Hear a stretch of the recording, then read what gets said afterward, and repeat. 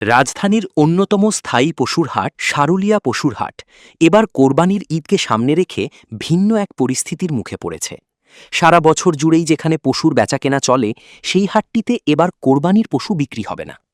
জানা গেছে, জায়গাটি ইতোমধ্যেই পানি উন্নয়ন বোর্ড অধিগ্রহণ করায় আসন্ন ঈদুল আজহা উপলক্ষে এখানে কোরবানির পশুর হাট বসানোর অনুমতি দেওয়া হয়নি।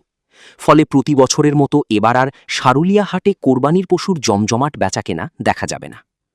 তবে কোরবানির হাট না বসলেও অনেক ক্রেতাকে আগেভাগেই এই স্থায়ী হাটে পশু কিনতে আসতে দেখা যাচ্ছে। কেউ দাম যাচাই করছেন, কেউ আবার পছন্দের পশু আগে থেকেই কিনে নিচ্ছেন।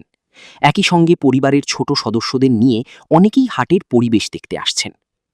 আগে কিনলে মানে অবসর হয়ে যাব, ঝামেলাটা শেষ হয়ে যাব। কিনতে তো হবে 2 দিন পর 3 দিন পর, ঈদের আগে কিনতে হবেই।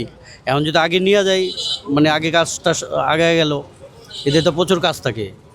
আমরা 4 ভাই মিলে একসাথেই দিব, তো এই জন্য ভাইয়া সবার সাথে আলোচনা করে দেখতে আসলাম, যদি হয় নিয়ে যাবো ইনশাল্লাহ। দেখি দরদাম মোটামুটি তো দেখি ঠিক আছে, এখন পর্যন্ত ঠিক আছে, এখনও বেশি যাচ্ছে না।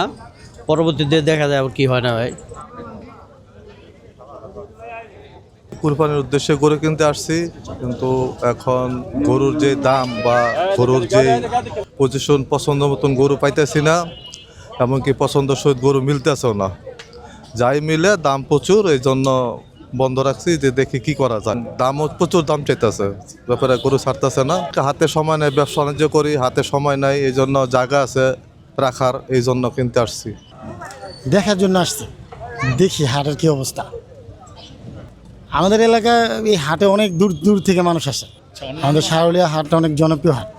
এদিকে ঢাকা দক্ষিণ সিটি কর্পোরেশন জানিয়েছে, আসন্ন পবিত্র ঈদুল আজহাকে কেন্দ্র করে তাদের আওতাধীন এলাকায় এবার 11টি অস্থায়ী পশুর হাট বসানো হবে।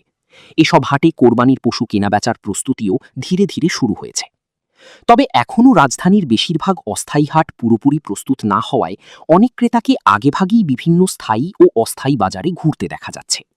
হাট সংশ্লিষ্টরা বলছেন, ঈদ যত ঘনিয়ে আসবে ততই বাড়বে ক্রেতা ও ব্যাপারীদের উপস্থিতি, আর তখন কোরবানির পশুর সরবরাহ আরও বৃদ্ধি পাবে।